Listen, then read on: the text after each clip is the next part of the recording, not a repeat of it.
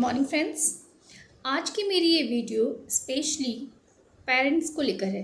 जी हाँ, जिन भी पेरेंट्स के बच्चे उनसे दूर रहकर पढ़ाई करते हैं, हॉस्टल में रहते हैं या बोर्डिंग स्कूल में रहते हैं, तो उनके लिए स्पेशली मैंने ये वीडियो प्रिपेयर की है।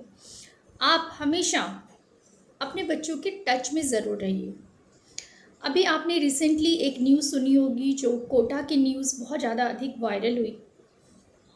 सिर्फ कोटा में रहने वाले बच्चे ही नहीं, बल्कि बहुत सारे जो पेरेंट्स हैं जिनके बच्चे उनके पास नहीं रहते, पेरेंट्स दूर रहते हैं, तो वो कोशिश करिए कि अपने बच्चे के टच में हमेशा रहिए। डेली उसे एक बार कॉल ज़रूर करिए, उनसे कम्युनिकेट करिए और उनकी बातों को जानने की कोशिश करिए।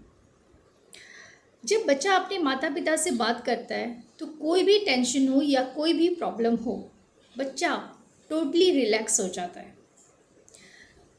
जब हम बच्चों से बातचीत करते हैं तो अक्सर हम क्या करते हैं कि बातचीत करते समय सिर्फ उसको हम रिलैक्स ही नहीं करते हैं, बल्कि अगर उसे कोई प्रॉब्लम है तो हम उसकी प्रॉब्लम का कुछ न कुछ सॉल्यूशन ज़रूर बता देते हैं।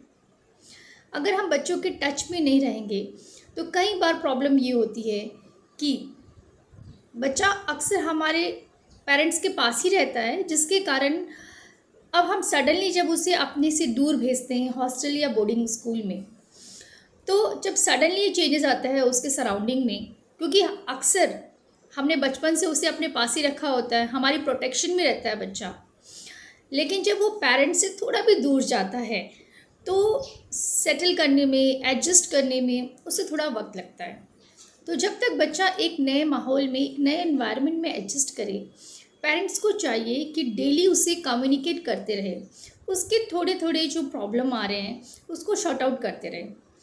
अगर सडनली बच्चा पेरेंट्स से अलग होता है तो कई बार प्रॉब्लम बहुत छोटी होती है, या तो वो अपने फ्रेंड्स को कई बार वो अपनी प्रॉब्लम शेयर करता है और कई बार हेसिटेशन की वजह से अपनी प्रॉब्लम शेयर नहीं कर पाता और बच्चा डरने लगता है अंदर से और डिप्रेशन में जाने लगता है।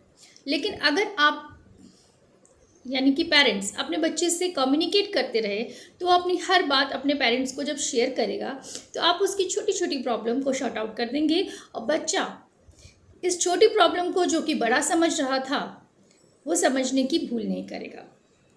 दूसरी और इम्पॉर्टेंट बात, बच्चा अक्सर अपने भविष्य को लेकर, क्योंकि हम जब पढ़ने के लिए जाते हैं, चाहे वो छोटी क्लासेस हो या बड़ी क्लासेस, हमारे गोल बड़े होते हैं, सपने बड़े होते हैं। पेरेंट्स भी एक बड़ा सपना, एक ब्राइट फ्यूचर चाहते हैं अपने बच्चों के लिए, जिसकी वजह से वो भेजते हैं।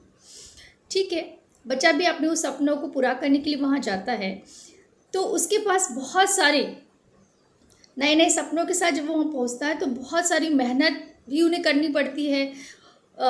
स्टडी का लेवल, प्रेशर बहुत ज़्यादा होता है। कई बार जब हम बड़े इंस्टीट्यूट में पढ़ने जाते हैं तो वहाँ ज़्यादातर टॉपर बच जाते हैं।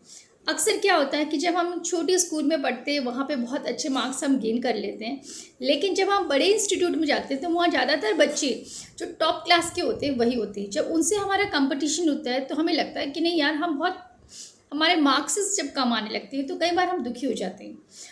तो इन सब चीज़ों में जब प्रॉब्लम आती है मार्क्स को लेकर या फ्यूचर एंजाइटी, जो भी प्रॉब्लम्स आती है, इन सब प्रॉब्लम को पेरेंट्स अगर सपोर्ट में रहे बच्चे के, तो ये सारी प्रॉब्लम जो भी लाइफ में उसकी आ रही है, उस सारी प्रॉब्लम को पेरेंट्स ईजिली दूर कर सकते हैं। जब पेरेंट्स बच्चों के कांटेक्ट में रहेंगे तो ये मार्क्स की प्रॉब्लम हो या एंजाइटी प्रॉब्लम हो, तो ये सारी प्रॉब्लम पेरेंट्स उनसे बातचीत करके, उन्हें मोटिवेट करके फिर स्टडी में कंसंट्रेट करने के लिए उन्हें कह सकते हैं। इस तरह ये छोटी मोटी प्रॉब्लम से उन्हें बचा सकते हैं। अगर आप बच्चे से दूर रहते हैं और बहुत लंबे टाइम तक मिलने नहीं जा सकते तो डेली कांटेक्ट ज़रूर करिए, और यदि पॉसिबल हो तो महीने में एक बार तो आप अपना इतना समय निकाल ही सकते हैं कि अपने बच्चे से मिलने जाइए। वैसे भी आप अपनी जो भी मनी जो अर्न कर रहे हैं वो अपने बच्चों के लिए कर रहे हैं, तो जब बच्चा ही ठीक ठाक नहीं रहेगा तो इस मनी का क्या मतलब है। तो इसीलिए मनी से भी ज़्यादा प्रीशियस चीज़ आपके जो बच्चे हैं उसके लिए वक्त ज़रूर निकालिए और महीने में एक बार बच्चे से मिलने ज़रूर जाइए। आपके खुद मिलने जाने से आप खुद भी क्योंकि पेरेंट्स को बहुत सारे एक्सपीरियंस होते हैं। वो अपने बच्चों के जब पास जाते हैं तो वो उन्हें देखकर ही ये पता लगा लेंगे कि बच्चे में क्या प्रॉब्लम बच्चा फेस कर रहा है।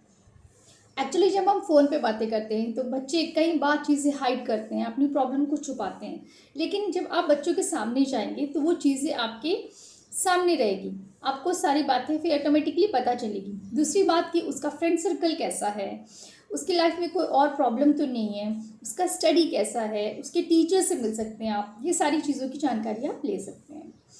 और दूसरी बात, जब भी आप बच्चों से बातें करिए तो आप उसकी स्टडी के बारे में पूछ रहे हैं, अच्छी बात है, लेकिन स्टडी के अलावा भी बच्चे से हमेशा इस बात को कहिए कि लाइफ में जो भी प्रॉब्लम आएगी या जो भी प्रॉब्लम होगी, हम हमेशा आपके साथ खड़े हैं। कभी भी आपको लाइफ में हार मानने की ज़रूरत नहीं। हम अक्सर अपने बच्चे को फिजिकली तो बहुत स्ट्रांग बना रहे हैं, लेकिन मेंटली बच्चा उतना स्ट्रांग नहीं बन रहा।